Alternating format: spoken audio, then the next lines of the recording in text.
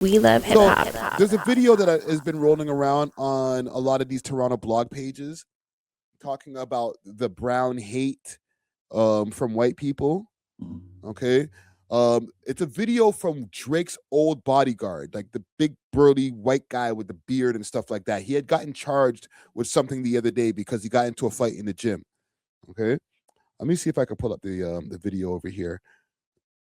But for some reason, this video has been getting put on everybody's timeline. So let's hear what he has to say. From people that have irrational fear. Toronto's like a melting pot of like bullshit. From people that have irrational fears of brown people. Like every white person in Toronto has an irrational fear of brown people. Like they're ruining everything. It's like, are they though? Like what's being done to you yourself? Nothing.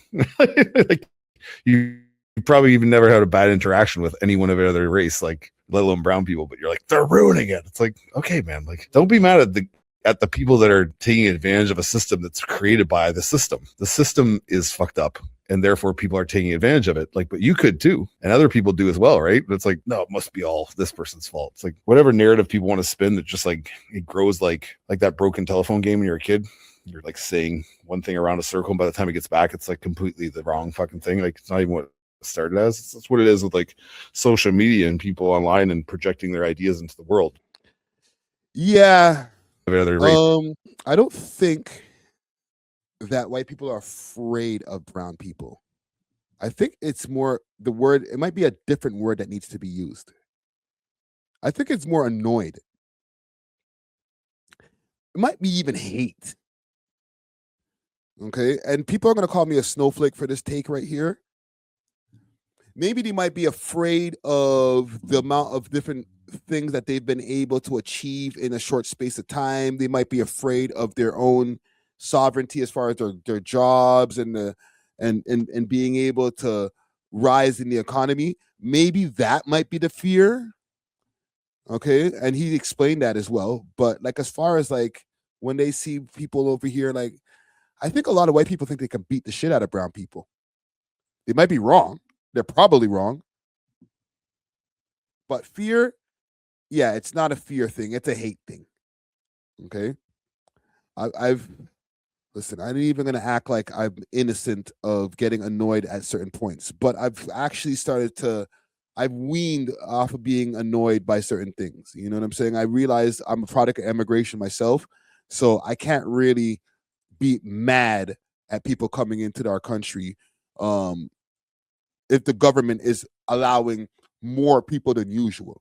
You know what I'm saying? Because if that's Indian people, that's also people that are coming in from Ghana or people that can be coming in from Barbados or different places that I directly am involved with. You know what I'm saying? As far as like it's connected to me.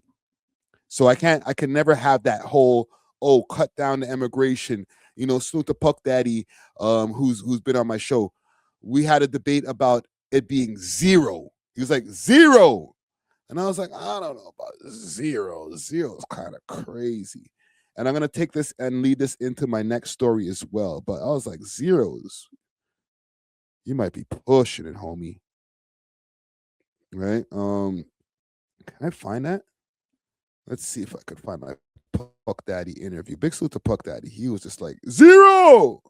Because it was like, it's like $1 million a year, right?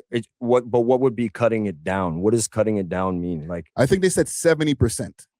That's still not enough. It needs to be zero until we can start taking care of our own. Once we start proving that we can take care of our people first, zero. I don't know if we can do zero immigration, Joe. I fuck with you, but zero immigration is harsh, bro. Zero. You want to know an example? Look at Poland. Zero. They have zero people coming in their country. They have zero terror attacks. They have like less crime than anyone in the European. I make a valid point here. Yeah, but zero for how long? Like until we can take care of our own and start the government understanding that with the money that you send to Ukraine, you could be helping veterans on our street. You can be helping the mentally ill, not feed them drugs, but put them in a resource place, what gets them help and gets them off their feet again. Imagine what the billions of dollars we've sent overseas, what that could have done for this city alone. Come on, guys. We can only be so virtuous for so long. You want to be virtuous until you're in your deathbed?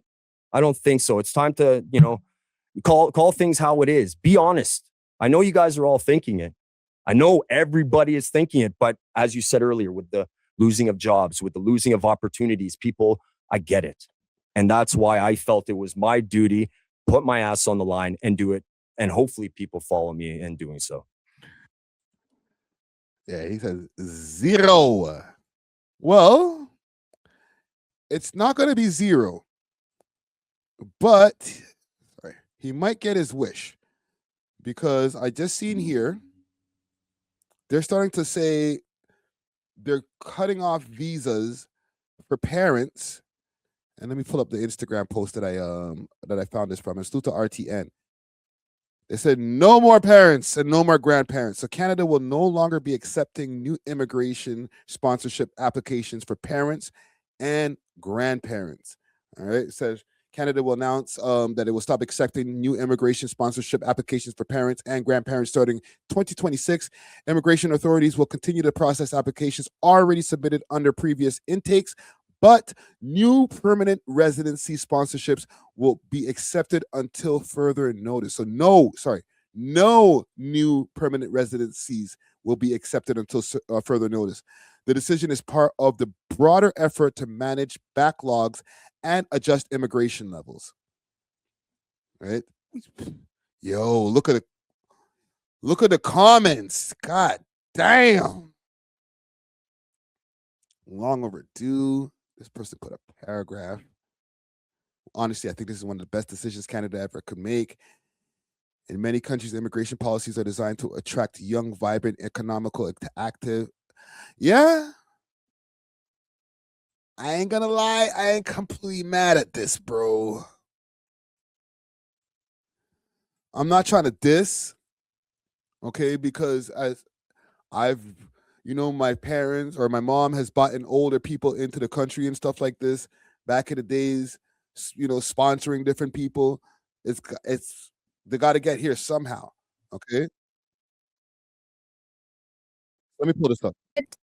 So I'm going to pull this up because there's a video on this that probably give a little bit more detail, and I'll give you guys my opinion after. Oh. Hello, salam alaikum.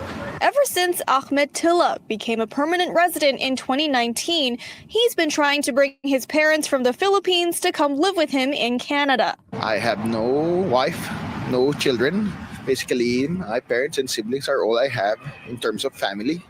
So it would be a very strong incentive for me to have them join me here while they still physically can. But those plans have been put on pause as the federal government announced it's no longer accepting sponsorship applications for parents and grandparents in 2026. The sponsorship program allows you to invite your parents or grandparents to become permanent residents in Canada. As a sponsor, you are responsible for providing them with housing and financial support. In 2024, Immigration, Refugees and Citizenship Canada had an application target of 20,500 for this program. In 2025, the target was 10,000. This is emotionally challenging.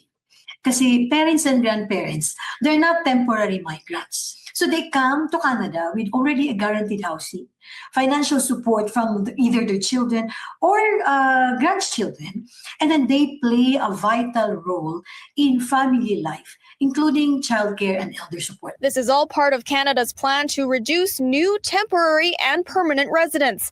But Tilla believes targeting this program is only a quick fix. As this involves, older people who are traditionally viewed as more healthcare resource intensive and less economically productive compared to younger people. So I think the government will have a strong incentive to put a break on this for the medium term, if not stop it altogether. Well, the IRCC states that no applications will be processed until further instructions are issued. Immigration experts are hopeful that this pause is only temporary. I hope that Canada continues to recognize that parents and grandparents are anchors of immigrant families. They're not a burden on the system. As for I don't know about that. Tilla, he hopes his parents can still visit him on a tourist visa while keeping a close eye on immigration changes. In Vancouver, Cecilia Hua, City News. So yeah, they're cutting off the thing. So you guys can't bring you can't bring grandma and grandpa, meepaw, Lola, all of the different ones that they have for the different words that they have for grandmother. Okay, and it's not just the Philippines. This is a Filipino man who's worrying about his shit. And this is not, I don't even think that this is something against the Indian population that has come into the country.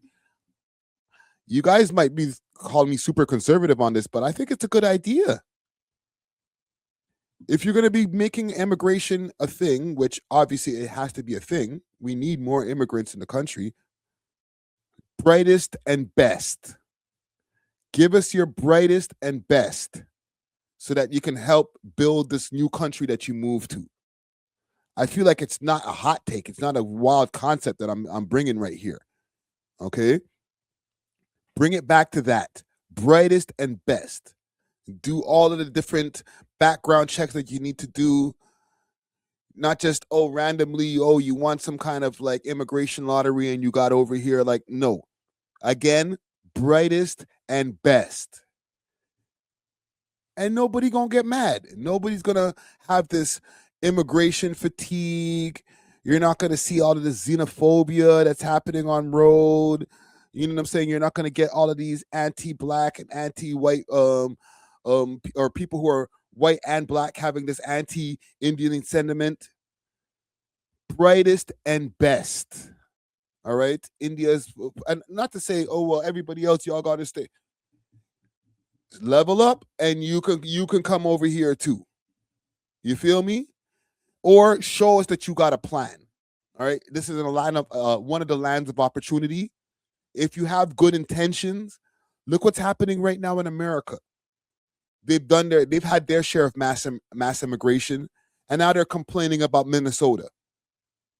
And now ICE is just taking everybody out of that place. So instead of us having to be reactive after all of the influx of immigration that homie Trudeau brought in a few years ago, now moving forward, I'm not mad at this plan. To be honest, grandma and grandpa are going to come here and do what?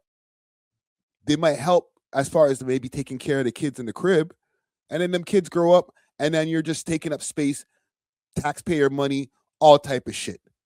You know what I'm saying? I ain't mad at them saying, we got to cut off the grandmother and grandpa, and the parents. Maybe not the parents, but the grandparents, they got to stay. You feel me?